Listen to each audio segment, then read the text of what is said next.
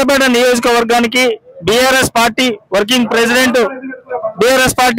President KTR గారు సూర్యాపేట నియోజకవర్గానికి రావడం జరుగుతుంది. సో దాని సందర్భంగా సూర్యాపేటలో ఉన్న సూర్యాపేట నియోజకవర్గం బీఆర్ఎస్ నాయకులు భారీ ఎత్తున బైక్ ర్యాలీ నిర్వహించడం జరిగింది. సో అందులో భాగంగానే 34వ వార్డు సూర్యాపేట 34వ వార్డు మాజీ కౌన్సిలర్ విక్రమన్న మనతో పాటు ఉన్నారు. అడిగి తెలుసుకుందాము. అన్న, ఈ రోజు ఈ బైక్ ర్యాలీ చూస్తున్నట్లయితే సో జగదీష్ రెడ్డి గారిని అసెంబ్లీ నుంచి రద్దు చేశారు కాబట్టి సూర్యాపేటలో ఉప ఎన్నిక వచ్చే ఛాన్స్ ఉన్నది కాబట్టి సో ఈ రోజు ఇక్కడికి కేటీఆర్ గారు సూర్యాపేటకు వస్తున్నారని చెప్పేసి కొందరు ప్రతిపక్ష నాయకులు అంటున్నారు. దీనిపైన మీ అభిప్రాయం ఏందన్న?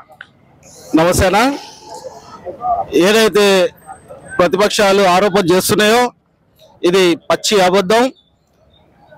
అసెంబ్లీలో జగదీష్ రెడ్డి గారి యొక్క గొంతు నొక్కుతందుకు మాత్రమే సస్పెన్షన్ వేయడం జరిగింది తప్పితే యాక్చువల్గా అసెంబ్లీని మళ్ళా రద్దు చేసి ఎలక్షన్కి వచ్చేంత ధైర్యం రేవంత్ రెడ్డి గారు చేస్తారని నేను అనుకోను. ఎందుకనంటే పార్టీ మీటింగ్ అనుకున్నాము, ముఖ్య కార్యకర్తల మీటింగ్ మాత్రమే అనుకున్నాము. కానీ చూస్తే జనాలు స్వచ్ఛందంగా వస్తున్నారు.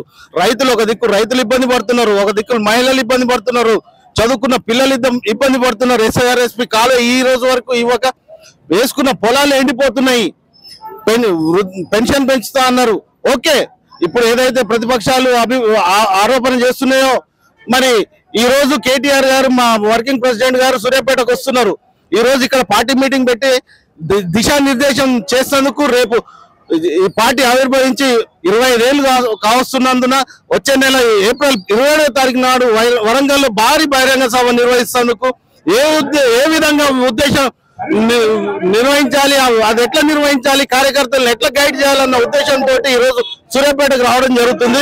మరి ఏదైతే ప్రతిపక్షాలు ఆరోపిస్తున్నాయో మరి ఎల్లుండి 23వ తారీఖు రోజు మరి కరీంనగర్ లో కూడా ఉంది. అదే విధంగా 33 జిల్లాల్లో మా పార్టీ వర్కింగ్ ప్రెసిడెంట్ గారు వెళ్ళి అక్కడ ఉన్నటువంటి కార్యకర్తల్ని ఉత్సాహపరిచి దిశానిర్దేశం చేసే విధంగా ప్రతి జిల్లాకు వెళ్లే విధంగా తాను ప్రణాళిక చేసుకున్నాడు. రేపు జరగబోయే 27వ తారీఖు వచ్చే నెల 27వ తారీఖు నాడు జరగబోయే భారీ బహిరంగ సభని విజయవంతం చేయాలన్న ఉద్దేశంతో జిల్లాల్లో మరి మీటింగ్ పెట్టడం జరుగుతుంది.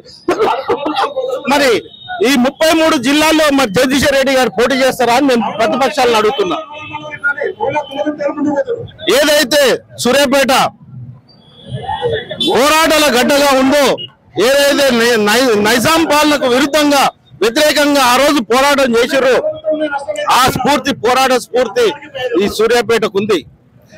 ఈ సూర్యాపేట పోరాటం చేసేందుకు ఎప్పుడు కూడా వెనకాడలేదు. SRSP ఈ రోజు కాలువలు ఇక్కడి వరకు వచ్చినాయని అంటే ఆ పుణ్యం కేసీఆర్ గారిది. ఎంతో ఆలోచన చేసి రైతులను ఆదుకోవాలి, రైతులు బాగుంటేనే దేశం బాగుంటదన్న ఒక సదుద్దేశంతో రైతులకు మొదటి ప్రాధాన్యత ఇచ్చి రైతులను ఆదుకొని రైతు బంధువే గాని రైతులకు నీళ్ళు ఇచ్చేయడం గాని ఇవన్నీ చేస్తూ సస్యశ్యామలంగా ఉన్నటువంటి తెలంగాణని సరే కొన్ని ఆశపడటం అన్నది మానవ సహజం కాబట్టి ఆశపడి జనాలు ఇవాళ గోసపడుతున్నారు. ఆ రోజు కేసీఆర్ గారు అన్నారు ఆశపడకండి తర్వాత మీరు గోసపడతారనే చెప్పిండు, కానీ అది ప్రజలు గమనించుకోలేదు. ఇవాళ గోసపడుతున్నారు. మళ్ళా ఎప్పుడు ఎలక్షన్స్ వస్తాయని ప్రజలు చూస్తున్నారు. తప్పకుండా ఈ ప్రభుత్వానికి బుద్ధి చెప్పే రోజులు దగ్గరకు వచ్చినాయి.